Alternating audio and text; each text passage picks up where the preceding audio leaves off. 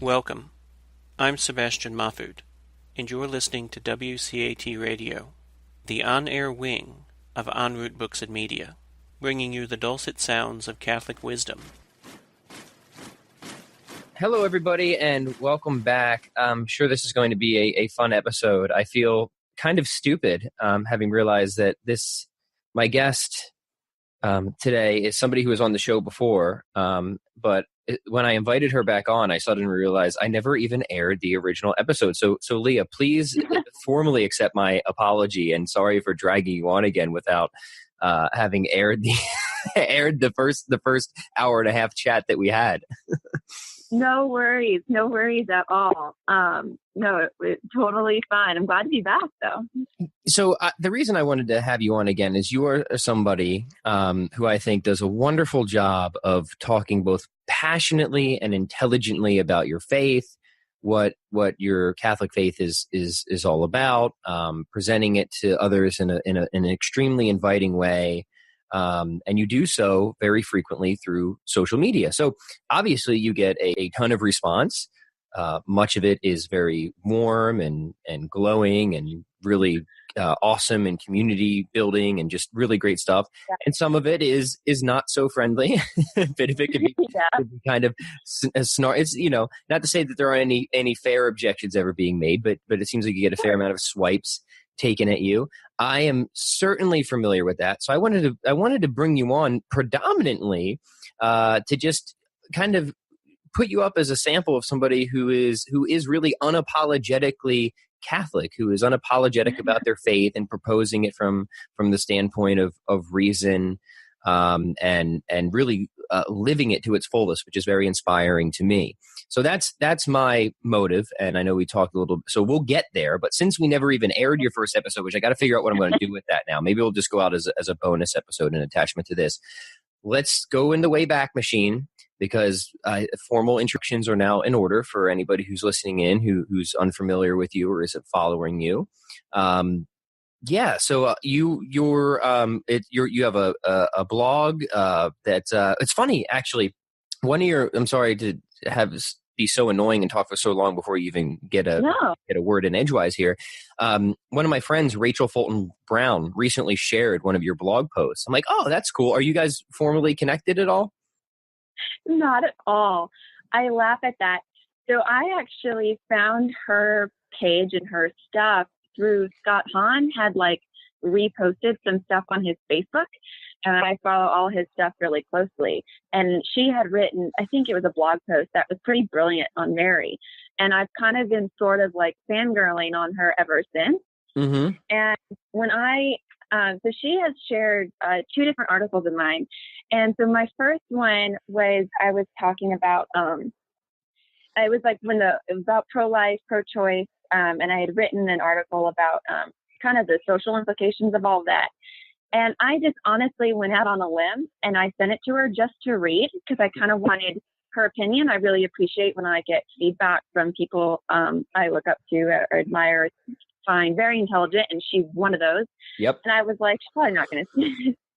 And then she reposted it. And then she shares it. How about that? There's something valuable in there, because I know a lot of people, even me, I had to learn this lesson a number of times. You're so hesitant. You're so like, oh, I don't want to bother this person. They're really smart and really busy. And it's like, look at that. You took a little kind of leap there. And then Rachel. So anybody who doesn't know, Rachel was on this podcast a couple months back. I'll hopefully be having her on again soon. We're talking about another episode. She is a medievalist at the University of Chicago.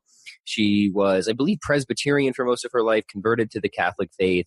Her specialty is in medieval Marian devotion. So really interesting lady. And this is so funny because I saw her share your blog. I'm like, oh, I wonder if those two are actually friends or connected or what. So I had to unpack that story there. Thanks for enlightening me. So you have your blog, Life as Leah Knows. You're on Instagram. And I'll be sure to Mhm. link all of that in the comments so people can get connected with you and your content. But take us back. You weren't always Catholic, No. but you somehow got there. So start wherever you think it makes the most sense and kind of bring us through the story. And I'll kind of, try and pull out some parts that I think might be worth exploring a little bit more as we go. Absolutely. So I'll kind of, I'll give the Cliff Note version a little bit. But so I grew up in a Protestant non-denominational household. Protestant non-denominational is kind of how I grew up. I'll kind of describe it as the 90s version of the mega churches we have today. You had the big stadium seating, you have all the lights and production, and I always say the lights down low, hands raised high, passionate pastor speaking. Mm-hmm. That was pretty much the environment I grew up in. My understanding of the faith was, me, Jesus, and the Bible, pretty much. And that was my faith in my childhood up until I was around 12 years old. When I was 12, my parents divorced, and it kind of derailed my faith altogether because, the feeling of Jesus I always thought you were supposed to feel, well, he completely abandoned me, in my opinion. So I really just started to reject that altogether. Yeah. And as I got older, and with that kind of same mindset of that feeling had, completely left, and I became just more logical, right? You come to the age of reason and you start asking those deeper questions, right? You're 16, 17, 18, you start questioning things.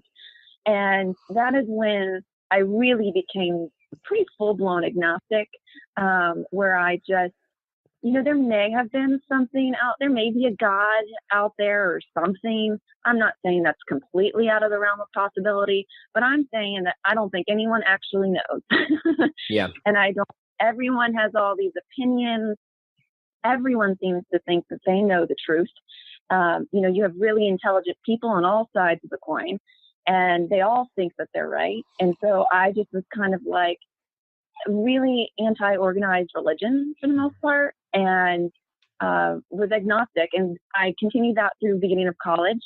Went to university, which is typically more liberal, more of that secular mindset, and which I will say I learned a lot at that university, and I'm extremely grateful for it.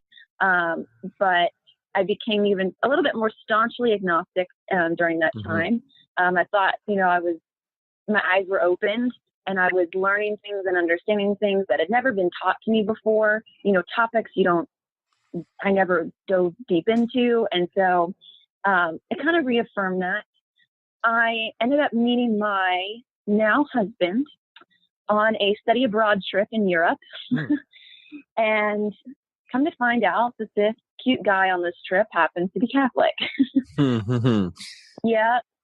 And, when you first meet someone, their faith, it's just not, I wasn't super concerned necessarily. It's kind of like, oh, he's cute. But, there's a lot of people who will claim a certain faith. That doesn't mean they actually practice it. Yeah, maybe he's just one of those nominal Catholics. He's Catholic, but he's going to put that to the side when it comes to pretty much everything.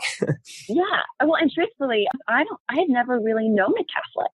Like, I kind of didn't even know what to expect. It was just kind of like this far out in left field thing that he was. Yeah. And, we talked a little bit about it, but it didn't really think much of it. So tell me about your weird cult. Was that your was that your first conversation with him? Yeah, pretty much. It was kind of like, oh, I've heard of those. Yeah. I've heard of those people. Yeah. That's hilarious. I've never met one, but it's interesting. And so, as we came back from that trip and we started dating, and you date, you get to know each other more, and you become a little more serious.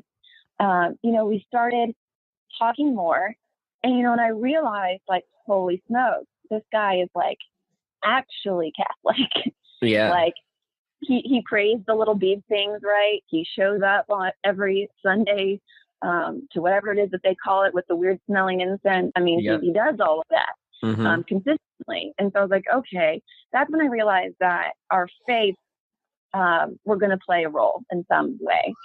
And, for me, through college, I was agnostic, but by the time that we were kind of serious, my faith wasn't necessarily something that I talked about anymore, because it's almost like I felt like no one knew, and it was almost deflating, and I didn't really want to dive any deeper.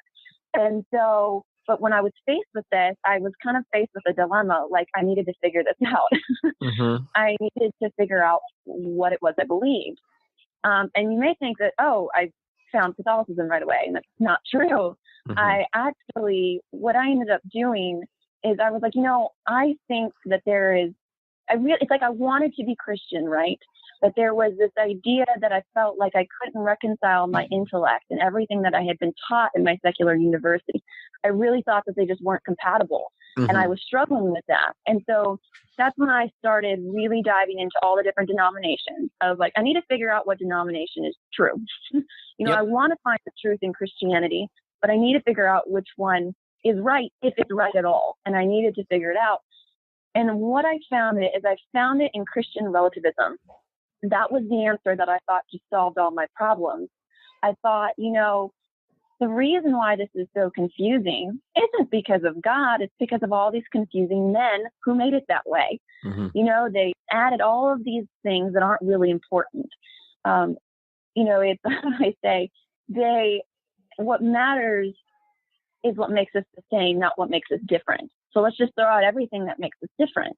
So I became pretty staunchly non-denominational because I thought it was like the answer to my riddle, to my problem, right? I thought it could reconcile intellect in a way of I could fit whatever it is that I wanted into this new, I don't know if you call it a theology, but I guess that's what it was. I could have, an atheist brother. I could have a Catholic boyfriend. I could have a Protestant family, and I could still be intellectual if I just threw out everything. It just me and Jesus, right? In my interpretation of all of that. Yeah. So I fell really hard into that. And that's when I really started studying against Catholicism, actually.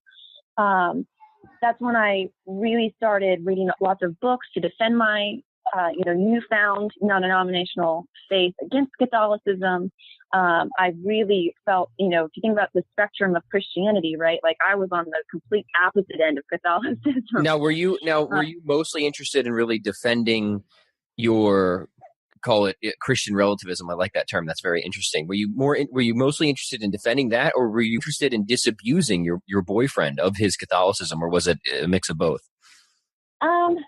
It was more probably the disabusing of the Catholicism, because he was very steadfast in his faith. Like he never felt the need to like prove anything to me. Mm-hmm. It was more of like, I was getting frustrated at his stubbornness and not moving out of Catholicism. Mm-hmm. I was getting frustrated. And so it was almost like mind blowing me. I'm like, how do you not see this? How do you not see how wrong this is? Right. And, I'm throwing scripture and I'd pepper him with questions. And we never had any big knockdown, drag out fights. And I will say that's probably more credit to him than to me. But I think it's because he just was very content in his faith, and like he wasn't budging and he wasn't threatened by anything that I was saying. Mm-hmm. And that just frustrated me more. And my husband to this day, he's not deeply apologetic, and he just never felt the need to be, honestly. Mm-hmm. And we're wired different ways. And so it ended up, there was one night, so I should say through this, when I was non-denominational, I grew a respect for the fact that he was Catholic. I did. Because the foundation of my faith was that all you needed to do is believe in Jesus, believe that he died on the cross and rose again and died for your sins. That's the basis, right? That's all that really matters. And you count in my Christian circle, even if you have some other odd things, the core of it, that's all that matters. And he believed that. Yeah. So it's like he counted. Yeah, he's got incarnation and atonement. That was it. You just needed incarnation and atonement for yours. You got it. Did you need Trinity? Did you have Trinity in there, or was that optional? I did have Trinity. Have Trinity. But again, it was all. But honestly, if you talk about what do you throw out, what do you keep, it's kind of up to personal interpretation, right? Because the Trinity isn't even in Scripture. So I guess It depends on how you want to look at it. As the Jehovah's Witness who just came to my door 2 days ago tried to point out to me. I had a fascinating, really lovely, honestly productive conversation with them. I invited them back, so maybe I'll get them. Maybe once they come back, I'll have like all the podcast equipment set up. Like, come on, have a seat. That's awesome. I haven't had the opportunity since being Catholic to have a Jehovah's Witness come to my door, but one day I'm waiting for it. Yeah, and nothing but respect. I mean, like many of Christians and non-Christians who I have, obviously profound theological and philosophical disagreements with. In Wisconsin, so we just moved back to Wisconsin. You may or may not have heard that from Christine. So we just moved back. Yeah. So when I first lived in Wisconsin, our neighborhood was right next door to it's not, they don't call it a church. I don't want to call it the wrong thing. But where they're Jehovah's Witness, what is it? It's right at the top of I'm going to have to look it up. They're where they congregate, whatever the term is, I'll figure it out. So they would regularly come over, and, as a teenager, I just took absolutely no interest in it. Like I was, somewhere between atheism and agnosticism that entire time. So I would never even answer the door. And then, so we moved back. And same thing. So it was like, I was telling Christine about this. I'm like, oh, well, it never really happened in PA. For as long as we live in Pennsylvania, no religious affiliation ever knocked on our door at all. Like, it just never happened. I'm like, get ready. When we move back to the Midwest, there might be people knocking on the door, who want to evangelize us. And so it's just something that happens. I told her, and like literally within like 3 days we're here, it's already happening. Well, what do you know? But, there's something to be said about that, too, of like, disagreements aside, there's something to be said about, just being willing to knock on somebody's front door and just have a conversation with them. I mean, there really is something to be said about that. But anyways, I don't want to hijack your train of thought here. It's just No, but so we were talking about Trinity. That's where that all came from. It did. Yes. So where was I at? Oh yeah. So we, with the respect that we had, and truthfully, we loved each other, right? And we could see a future together, my husband and I, and clearly he's my husband as I'm referring to him as that. We did get engaged, and we got engaged under the pretense that over my dead body would I ever be Catholic, and he would never be Protestant. And that was just, we went through all the steps. I was willing to raise our children Catholic. I signed the paper talking about all that, and I was fine with it.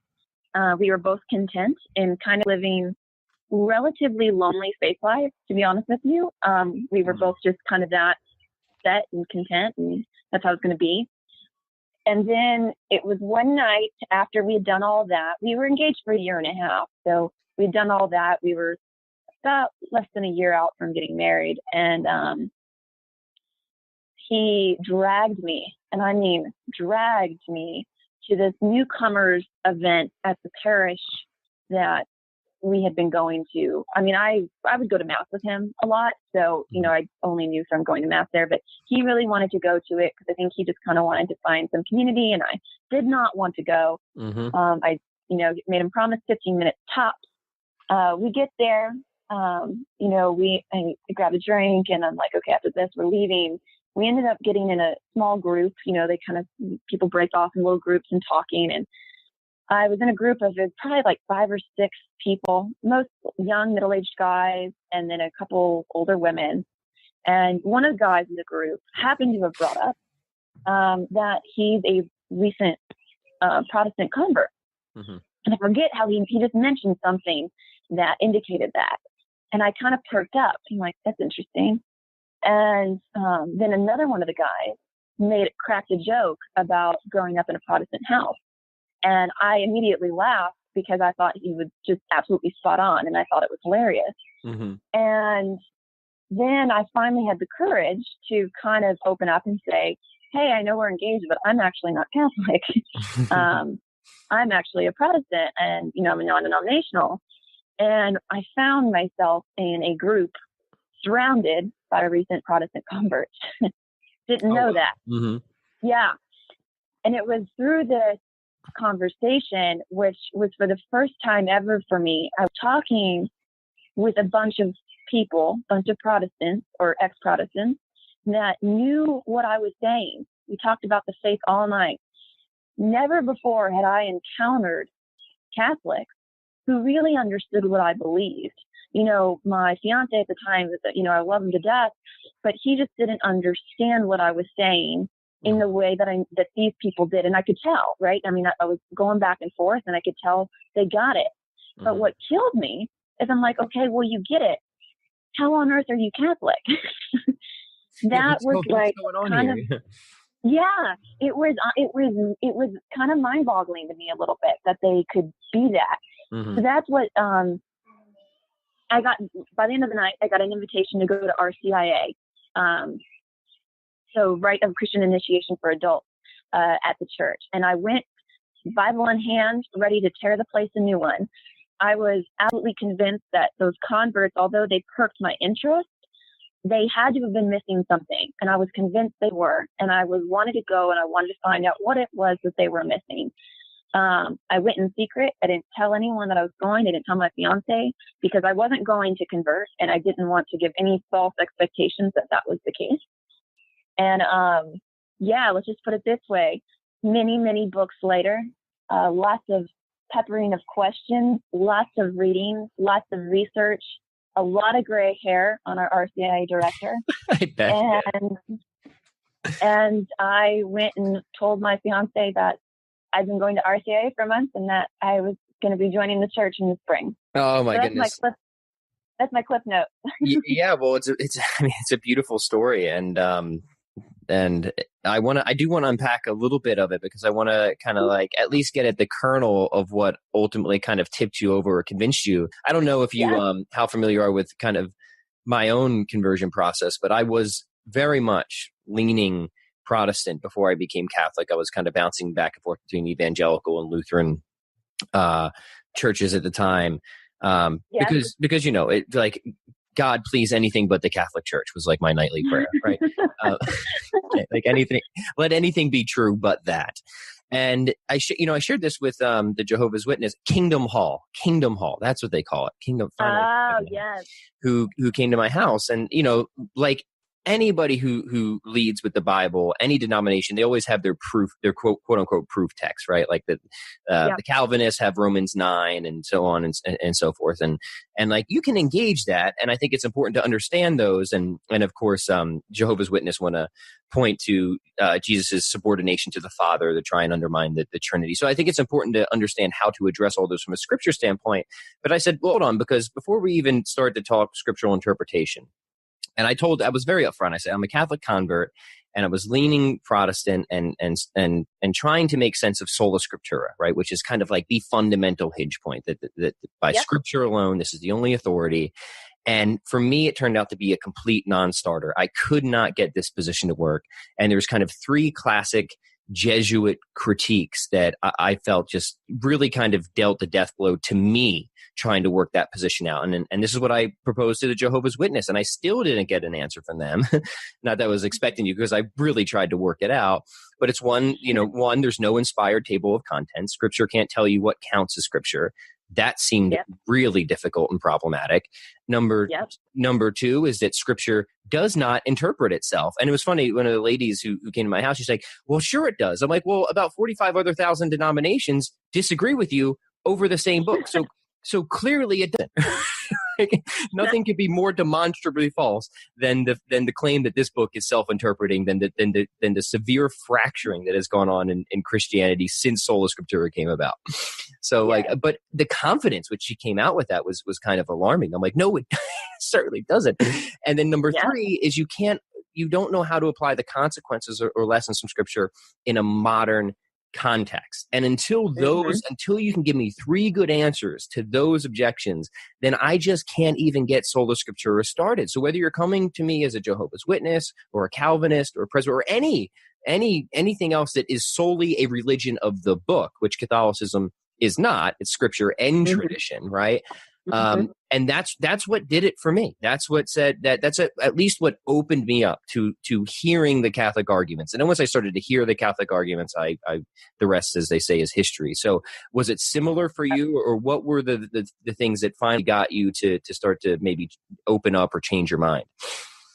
I would say the same. And with Sola Scriptura, I don't think I've met a Protestant convert who that hasn't played some sort of role. Sola Scriptura was huge because what that did for me, coming from a real Protestant background, and that, when you grow up with an understanding of one perspective of Christianity, I mean, this is the thing. I didn't consider Catholicism like even on the spectrum of Christianity because they believed of things outside of the Bible. And it's kind of hard to convey to particularly cradle Catholics, but I think for anyone who didn't grow up in that environment, it's kind of blowing your mind when someone tells you there's more than just that. I mean, it seems so knee-jerk. Just hearing it, you don't even want to listen. Okay, so you're affirming my thesis, because I said this to my friend the other night, who is an evangelical, and I have had him on the podcast, and I was kind of pressing him on some of these things. And I said exactly, because he's a convert too, so he didn't grow up in that. So he's actually more receptive to the idea of tradition and stuff like that. And I'm like, this is very different than most of the conversations I have with sort of cradle evangelicals, because and I think it was the same thing for me. Since I didn't grow up with the idea that the Bible is the sole authority, it was pretty easy for me to just get rid of that once I saw that it was more or less a non-starter. It was totally unworkable. Correct. But so, what you're saying is just, it's so funny because I just had this conversation with him, because I said I could see how, if this is what you're brought up on from birth, why this would be such an alarming position to first hear. And that's kind of what you're saying happened to you. Yeah, it was kind of like, it's just such a knee-jerk reaction. You're just like, well, that's impossible. So next topic. Like that doesn't count. That doesn't work. Move on to the next thing. Because it's everything. And that's the thing too. Catholics don't have, I'd say the Eucharist is probably I'm trying to think of somewhat of an equivalent, but it's even more than that for Protestants, because it's literally your entire faith. And so for someone to say, oh, there's other things outside of this you can add to this, it's like, it's sacrilegious, if you want to call it that, where it's just like you can't think beyond that, because you've been told. And my idea of Christianity was just the Bible. I thought anyone who added or did anything different, you don't count. So that's why it was huge for me. That's why it was huge for me when I started. I remember, I will say, I had a bunch of light bulbs. I always say I never had this one giant moment, but there was a bunch of little light bulbs that all started to add up, and they all started to kind of click and make sense. Yeah.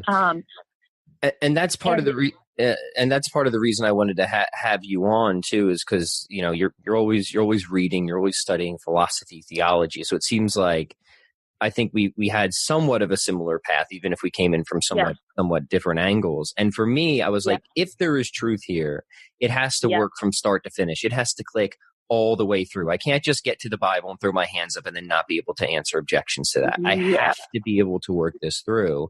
And then if you allow for history and tradition, then you can just show historically, you can make the case for the resurrection, so we can trust Christ. And if Christ founded a church and gave his authority to that church, we can trust that church. And if that church was hierarchical, visible, unified, and had the authority to assemble scripture, then we can trust scripture, right? But only if we have the church, the primacy of the church first. And then you're reasoning in a spiral rather than a circle if you're just trying to go from sola scriptura. And I'm like, oh, wow, that not only works from the Catholic standpoint, that works really, really well. I like that. That seems right to me. My big thing, the other big crux for me was historical consistency, which you kind of touched on. That was huge, because I'm thinking, you got this almighty, all-powerful guy. If he really does exist, you would think he would kind of give you a decent layout of what this should look like and how this should look. And, seriously, it's like this guy didn't have a lot of foresight, because it's all pretty confusing. well, this reason it's, you would think he'd give us some direction. And I always say, he did give you some direction. He gave you the church. And when you start thinking about it that way, I mean, I can't tell you, when I came into Catholicism and when I was finding the truth in it, as you talked about that you were finding, I mean, I've never been so free intellectually, reasonably, faithfully. Everything about me, my heart, my faith, my reason, my intellect, I never had to compromise any of it. And the thing is I tell people all the time, no one's asking you to.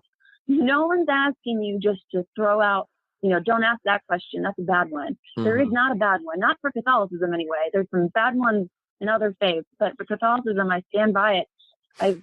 It was the first time in my life, I always thought you always had to give up one to get the other.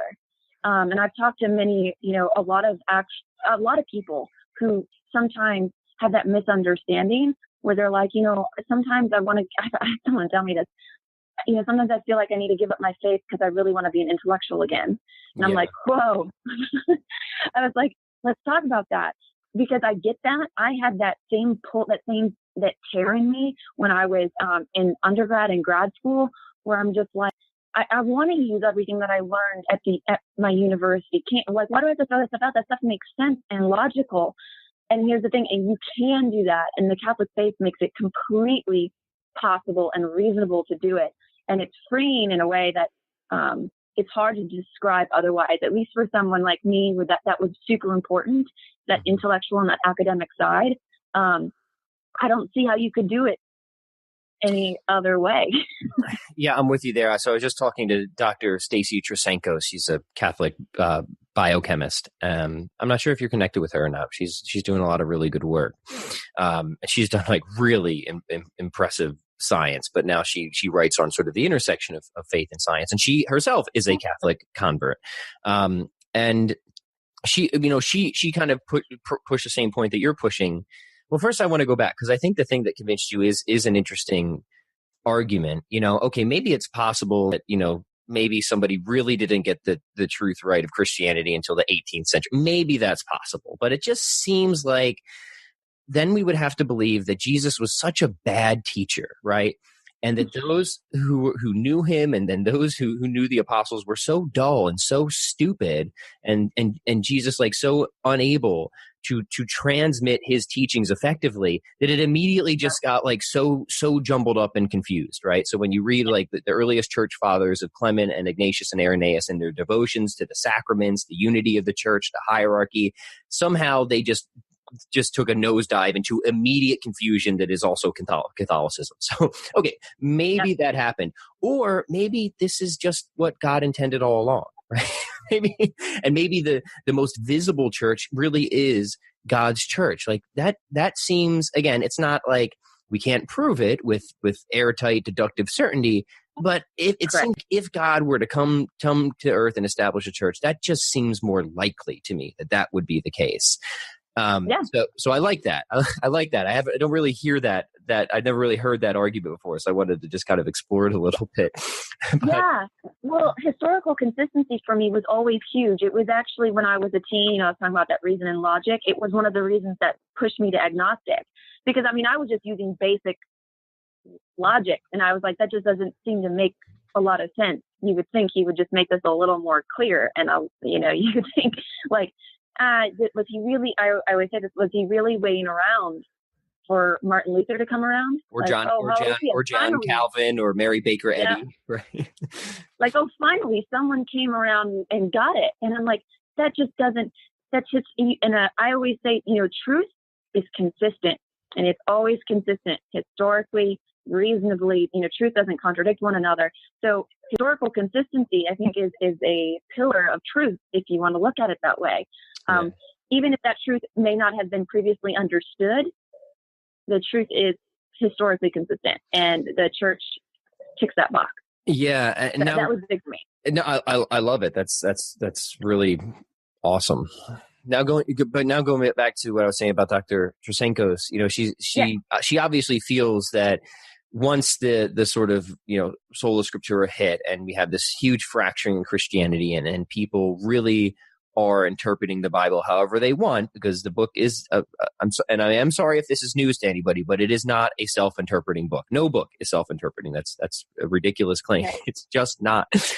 But the problem then is people will interpret it in ways that are deeply incompatible with what we know through the empirical sciences and reason and stuff like that. And then of course that gets, kind of held up in the spotlight, on the mainstream medias of these sort of Christian fanatic science deniers. And then like that becomes the paint which gets thrown over all of religion in general. So what Dr. Trasenko said, she's like, if I could just sit all these people in a room, I would just say, stop it. You've got to stop it, because the damage you're doing to the religious worldview is because look, there's a lot of really bad atheist objections out there. And I think we're going to go through some of those on as we move through. But a lot of them aren't entirely unwarranted. They aren't. Yeah. And there are people out there that I think have really have just got it very deeply confused. And the other thing that attracted me about the Catholic Church is even when it comes to, say, the interpretation of Genesis, you can go back to St. Augustine, and he's like, look, we do not need to take this as literal 6 days. God could have released certain potencies in the universe that could have unfurled over any expanse of time. This is some 1,500 years, mind you, before Darwin or any of that. So it's not like the church is like retreating in the face of this. Is just the church always providing the right contextual boundaries and understanding, right? And then, of course, within that, Catholics have plenty of room to debate within themselves, but the church sets up bounds, and those bounds have always been deeply compatible with reason, science, philosophy. And once I discovered that, the deep intellectual tradition and consistency of the church between faith and reason, science, philosophy, and theology, that was pretty much irresistible to me. That was something that really just continued to pull me in deeper and deeper. Absolutely. And I tell people this all the time, because I say it because I think, from the academics to lay people who aren't really into theology and philosophy and things like that, there's something that it's truth. It's always consistent. It never contradicts one another. And the church has any truth in this world. We don't reject that. We find the church and its teachings to be a source of truth. Absolutely. But there are truths found in science, found in reason, found in that are compatible and consistent with this. And that makes sense with a church that is true. So the teachings of the church that are true, it makes sense that all these other things are compatible with it, because all truth in an ordered world that God created it should work that way. It should be a giant puzzle piece that fits, even if there's areas that we just cognitively aren't, we're not on the plane of existence that is able to understand it. But in the ordered universe that we are in, it's just incredible when you do see those pieces fit together, and it confirms, they both confirm one another, honestly. And that's the kind of incredibly fascinating, awe-inspiring thing about the church, is seeing that, and that those teachings have been around before science, by the way. And yet now that science has come out, it's still compatible. And that's incredible, actually, when you start thinking about all of that. And as I was, talking with Dr. Trasenko, it's so important to remember that science came out of the bosom of the Catholic Church. It came out of a very particular worldview, the theistic Catholic religious worldview, that affirms that humans are capable of reason, that the universe, that the world is ordered, it's intelligible. So it's not a surprise that it emerged when and where it did. So what's man, I know you're a big fan of Aquinas, and one of my favorite things that comes out of him, he's like, look, faith and reason can never be at odds because they come from the same source, right? So if there's you're doing something wrong here. Did my microphone just cut out, or can you still hear me? It cut out for a second and you came right back. Okay, perfect. Well, we'll just pretend that everyone else heard what I said, because I don't want to repeat it. Let's all right, let's go to what I think we originally were planning to discuss. Unless there was something else you wanted to add to our introduction, our warm up there. We'll call that the warm up. No, I'm just going to piggyback what you were saying really quick about just some of the other theists out there that can paint a bad picture and a bad light on the religious worldview of a divine creator. I fight that. I can't tell you all the time on social media. I correct Catholics who have a misunderstanding of Catholic teaching, where they kind of pick up, I would say, nuances of other understandings, generally Protestant. I don't want to throw that under the bus, but I do want to say that there are differences, and that's okay to recognize those differences. And so I just piggyback off of that, is that, there are many people who have really just not misguided, but misguided understandings of the fundamentals of just a divine being, and starting that conversation. Yeah, and I will affirm that, having come into the Catholic Church, I've met a lot of Catholics that seem to have just been very influenced by an otherwise, Protestant culture. I'm like, yes. I'm not sure that the way you're using that term or that, or what you're saying, like you're actually just kind of rehashing a Protestant objection. You should reference the catechism on that, right? You should go to the home base on this one, right? So it's amazing, and people just kind of assume these things, and we're not expecting everybody to be, an apologist or philosopher or theologian. But I am surprised at how many Catholics I've met that more or less assume kind of a hodgepodge of different theologies. Yes. So when you say that you have to often correct a lot of Catholics on that, that's pretty much how half of my, I don't want to say half, that's being uncharitable, but so I go to a number of weekly Bible studies at a couple of parishes, but that's kind of where we go. Like I was at one the other day where I brought up divine simplicity and God being changeless, and I got into it with this guy because he could not believe it, and I'm like,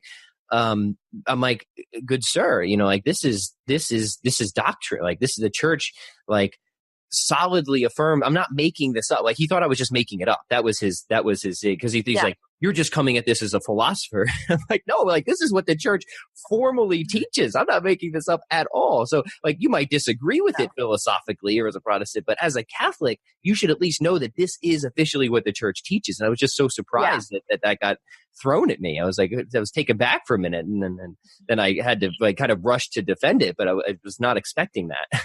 Yeah. No, and that happens a lot. And I think too, it can get kind of confusing for example, like with scripture, and when we talk about, just a divine, that there is a God, if you're talking with atheists, because you're like, well, Protestants and us, we believe in the same God. So therefore you think the same principles apply. And I'm like, yes, for sure, in a lot of areas, but there are some areas that we differ in just that understanding.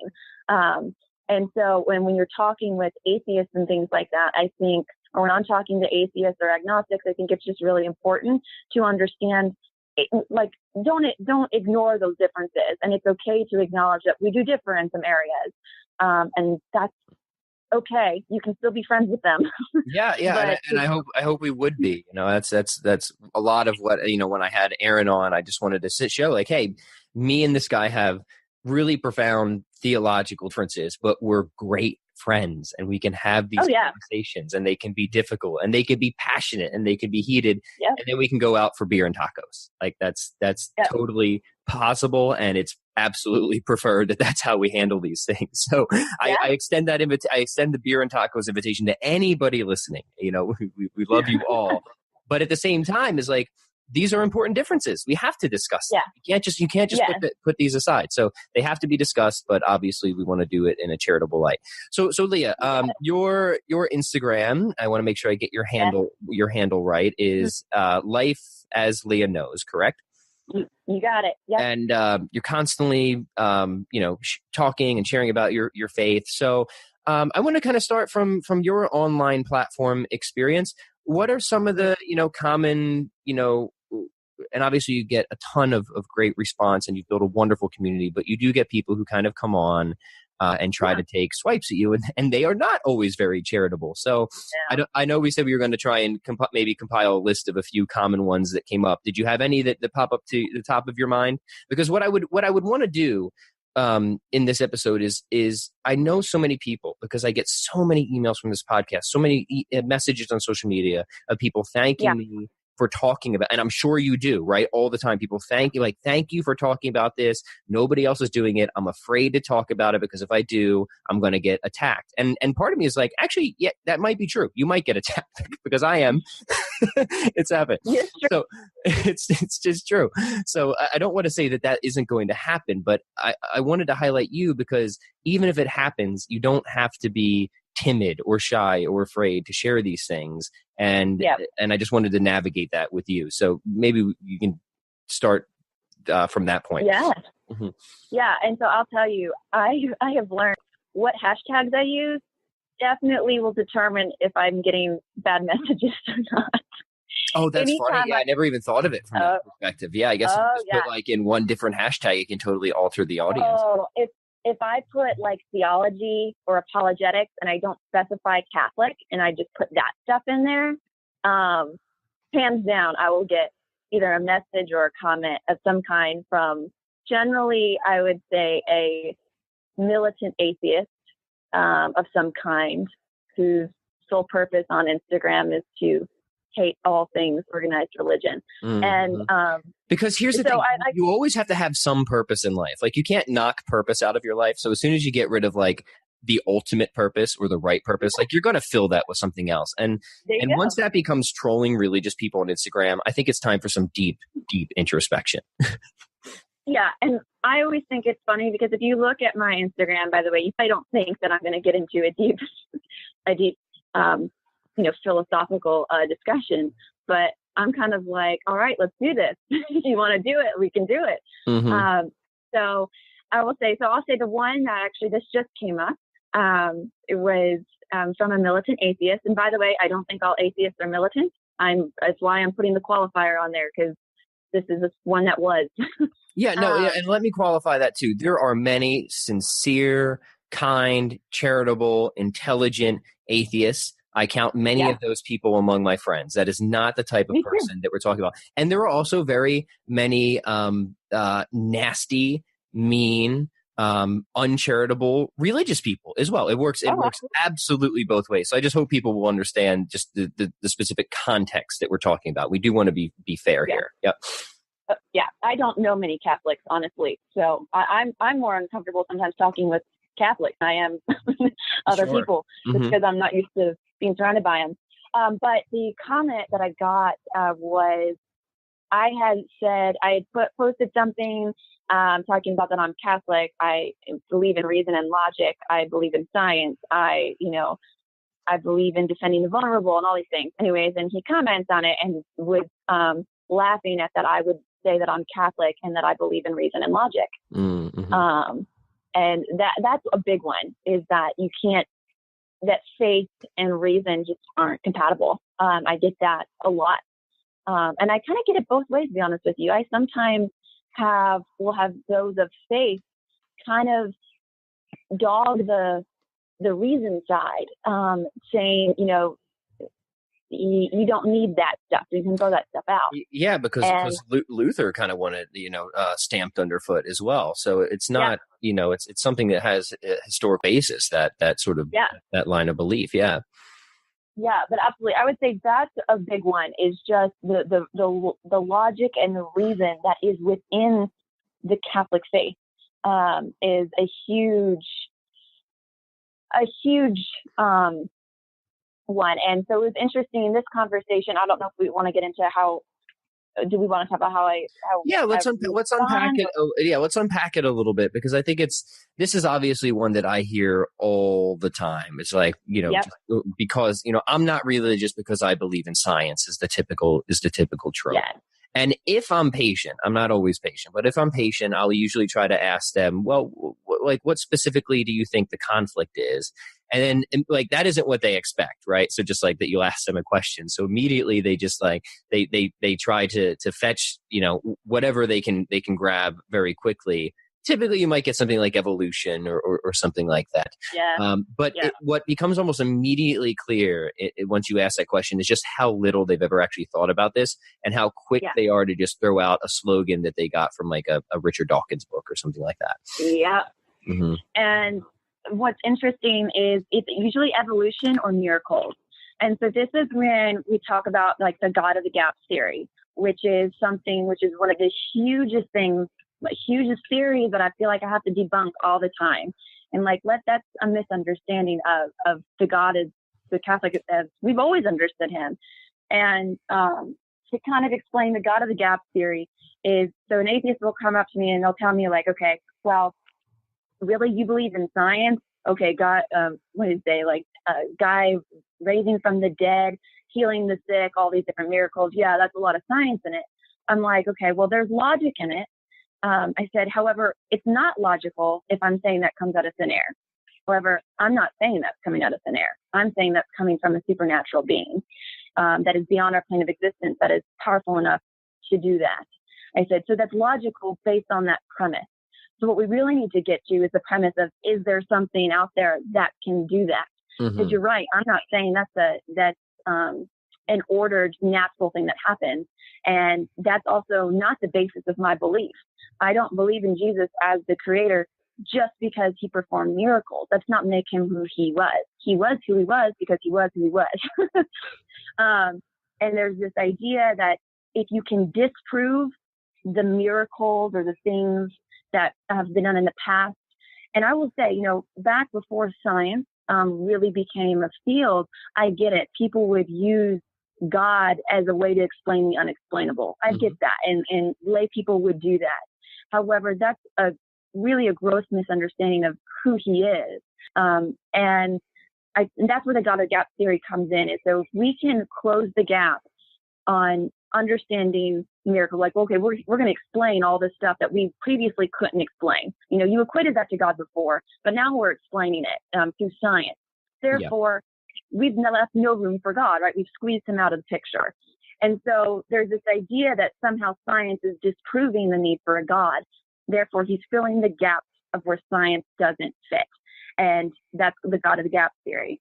And that is a huge one that I think atheists think, at least the ones that many that I've talked to, feel like they assume I ascribe to that. And I'm like, no. Yeah, they typically don't even understand what the God of the gaps is themselves. Again, they typically use it in a very sloganistic way without really understanding what it means. So just to kind of even unpack it a little bit more, the God of gaps is where you're looking to just use God or Thor or whatever to plug up something that has yet been solved in the sort of etiological process of how one physical event gives rise to another physical event. So you look at lightning and you'd be like, oh, I don't know how that works. Must be God doing it, right? Or Thor doing it. That's a God of the gaps.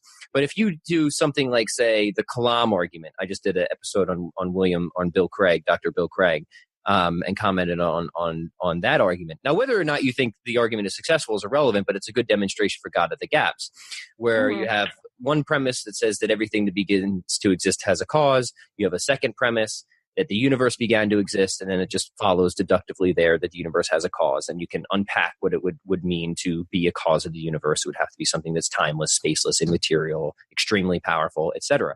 People will sometimes say, well, that's a God of the gaps argument.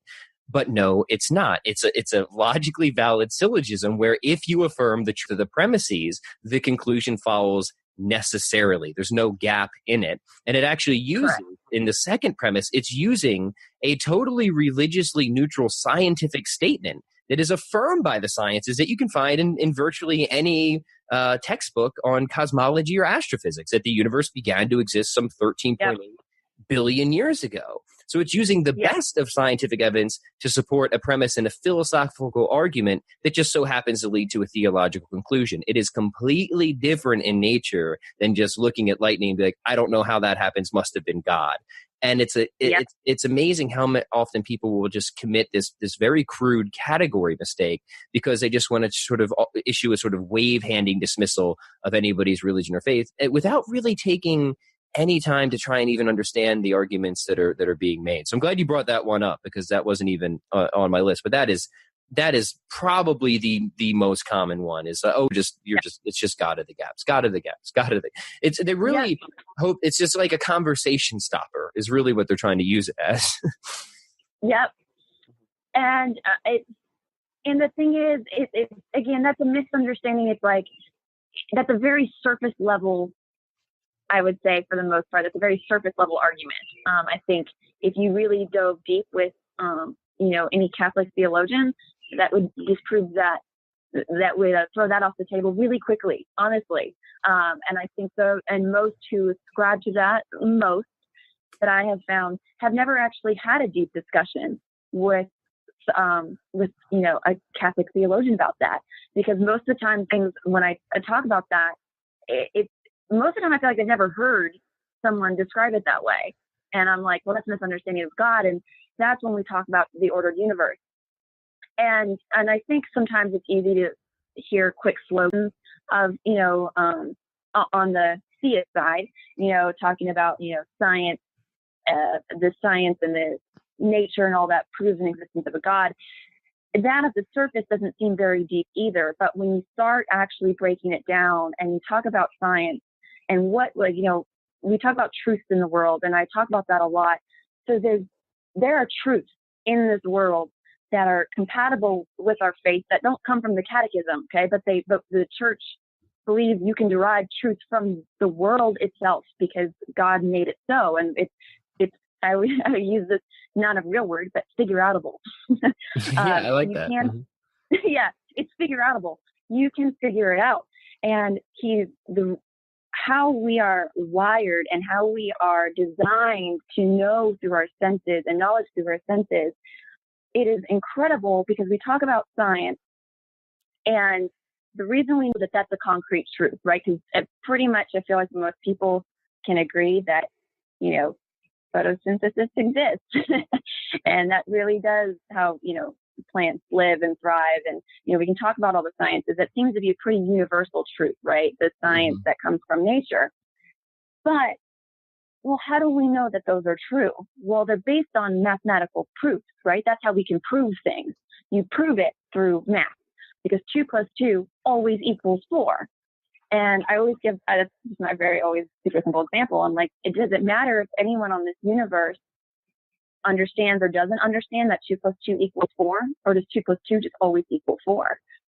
Well, on this plane of existence, 2 + 2, no matter if you understand it, no matter if anyone understands it, it is. You have 2 oranges and you have 2 oranges. You put those together, you now have 4 oranges. It doesn't matter if anyone understands that concept or not, but it is what it is.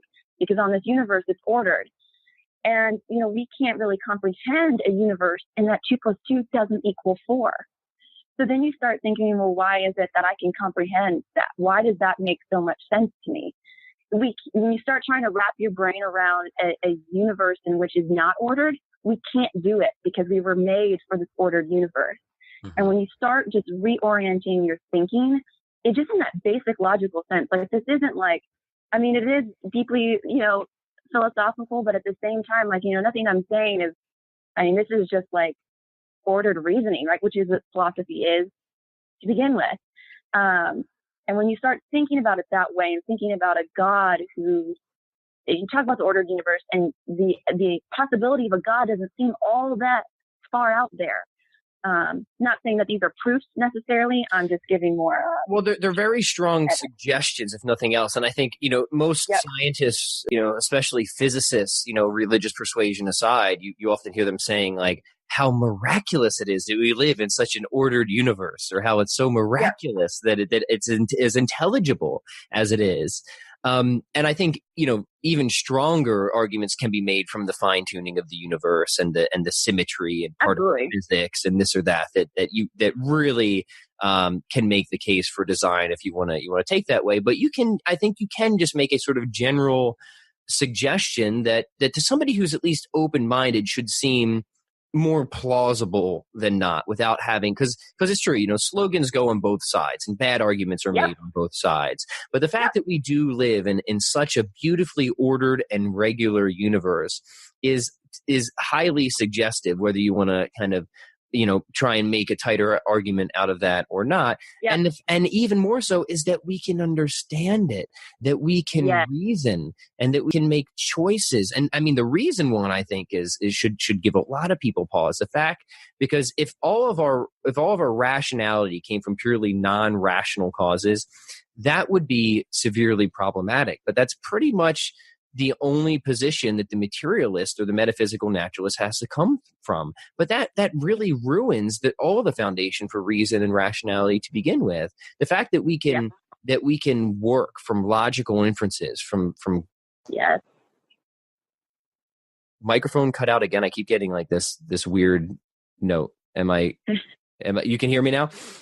I can hear you now. Okay, yeah. The fact that we can actually reason, right, not just from physical cause and effect, but through logical inferences, is an incredible thing. It's an incredible thing, and how you could explain that, sort of like from the standpoint of physicalism, I think presents a serious epistemological difficulty that I have not seen any naturalistic philosopher be able to successfully navigate or deal with.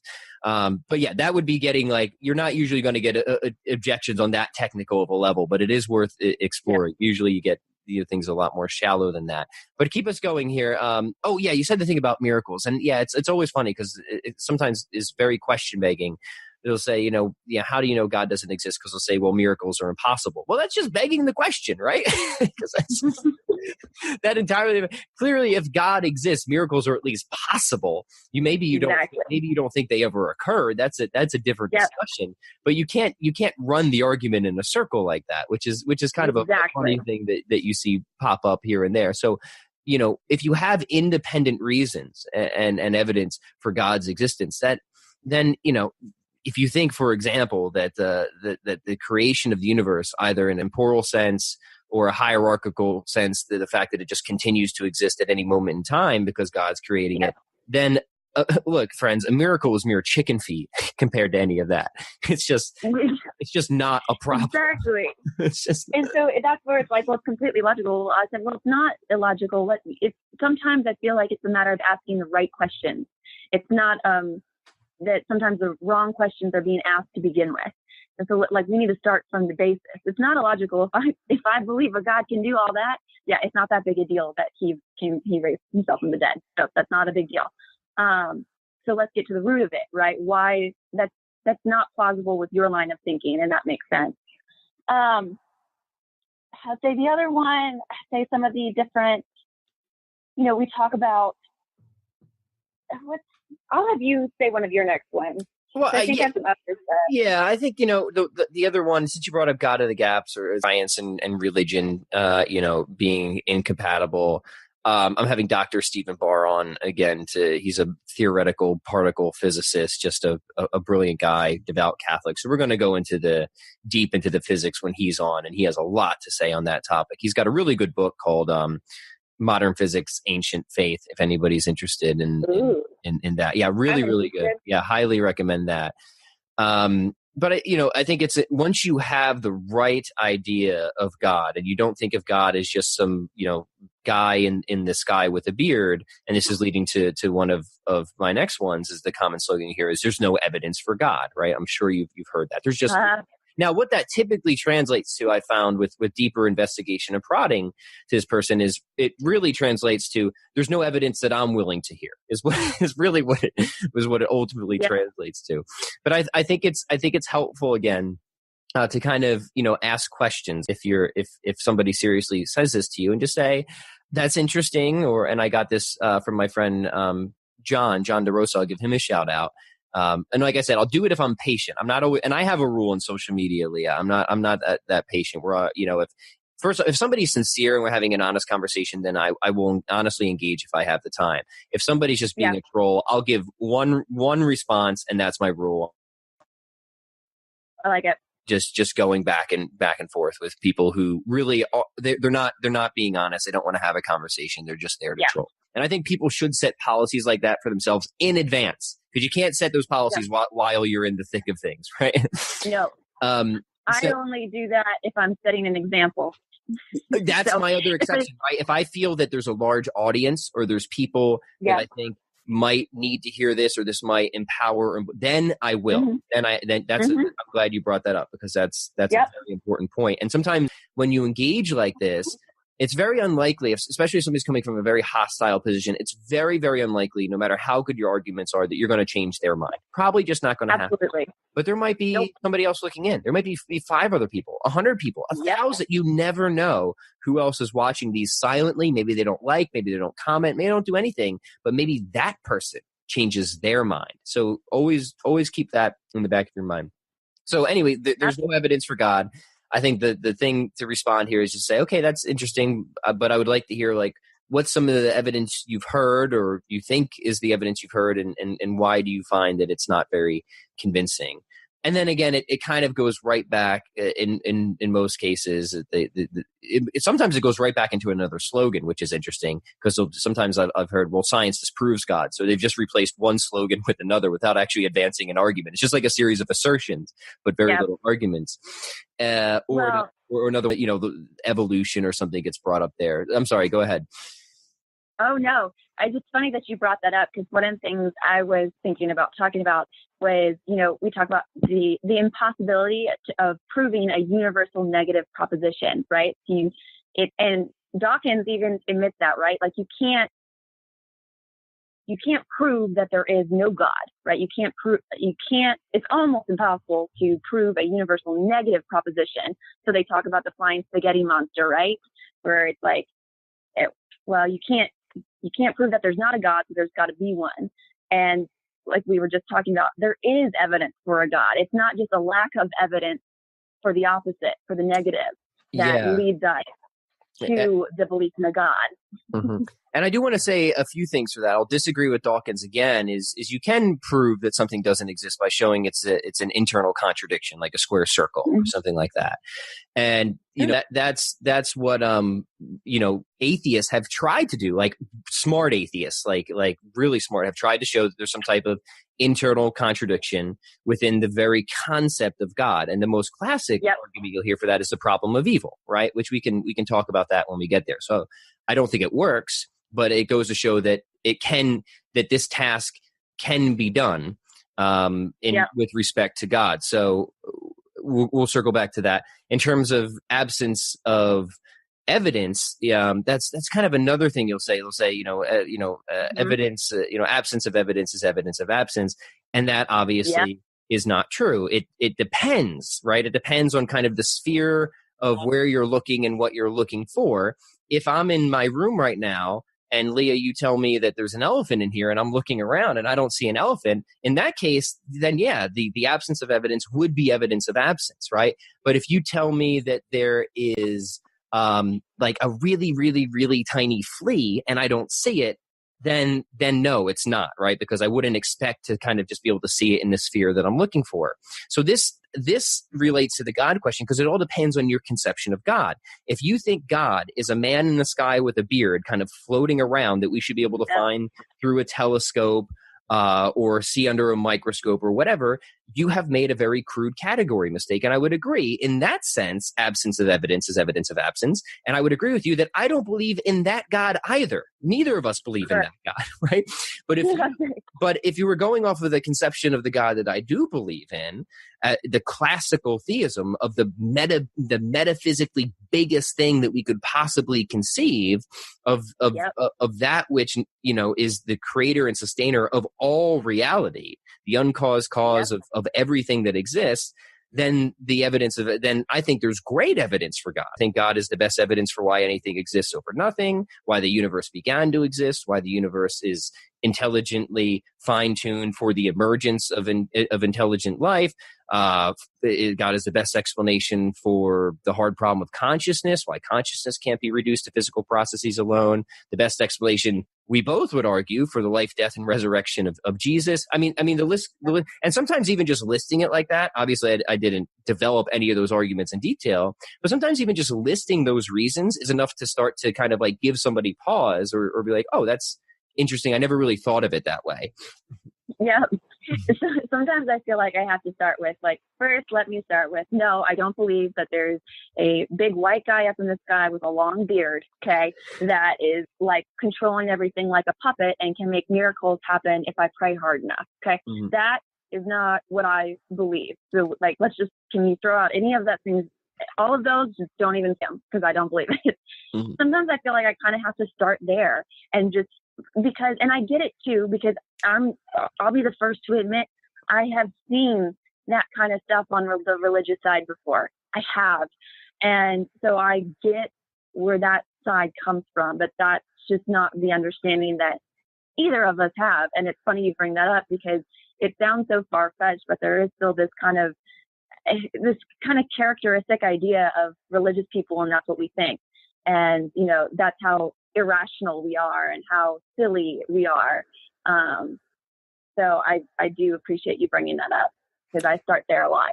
Yeah. So, I mean, like I said, sometimes just kind of like listing in a format of the evidence that we think is very strong or God as being the best explanation for these phenomenon is sometimes enough for somebody to go, oh, okay, I never, especially the fence sitters, right? The people on the fence who don't have like their will locked any one way or enough. I'm like, oh, that seems, and they'd be like, and then sometimes they'd be like, wait, I didn't even make any argument yet. I just told you what my arguments would be, but it's kind of funny when you just kind of, even if you just present, because so many people just, they don't even know. They're totally unaware that there are any of those arguments out there. So just becoming aware of that is sometimes very helpful to them. Yeah. For the most part, when I engage in conversations with people, I don't actually, generally speaking, engage to quote unquote win the argument, if you even want to call it that. I normally do it just to be thought provoking, and I tell them everything how I understand things. You know, I read people a lot smarter than me, and I'll keep doing it and keep diving deeper. And that's what I encourage the most is if I can encourage you to want to dive deeper, that's all that I want.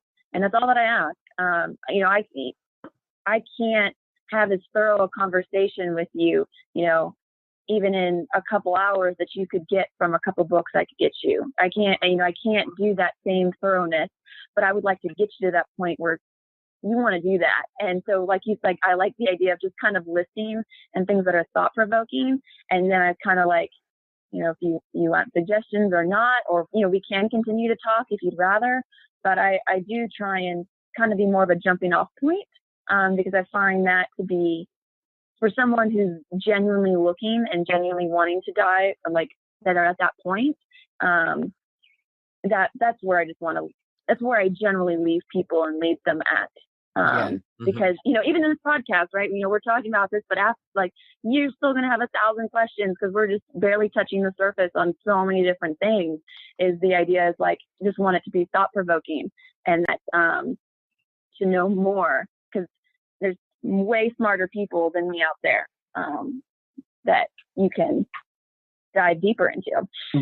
Well, you are very intelligent, and you articulate your position so both artfully and clearly, and that's one of the reasons I wanted to have you on here. I think our call, Leah, if you'll agree with me, this is like, let's make religion intelligent again, please. Like that's oh, I think that has to be the name of the episode. That has to be the name of the episode. That may be like one of my, like, that's like a favorite thing of mine. That's maybe a new hashtag. You may see that come out. All right, we're gonna co-coin that. All right. I love it. Yeah. I've had a few different. Oh, I love that so much. I want to see who would follow that hashtag. Be really curious.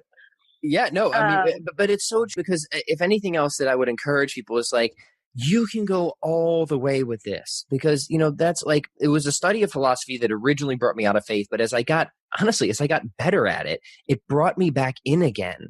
And I realized what Aquinas said was true, is faith and reason come from the same source. They can never really conflict. So if nothing else, I would want to, and I think people are timid, like they're kind of shy or scared that if you start going deep into philosophy or science, that you'll be drawn away. And I'm saying, no. You can go and should go all the way with this, because this will not only deepen your appreciation of God's just majesty and handiwork, but it will give you the equipment that you can use to speak passionately and confidently about your faith, and to charitably have conversations with people who are, and look, there's a lot of people out there who have very sincere objections. Not everybody is just a kind of nasty or irate internet troll. Absolutely.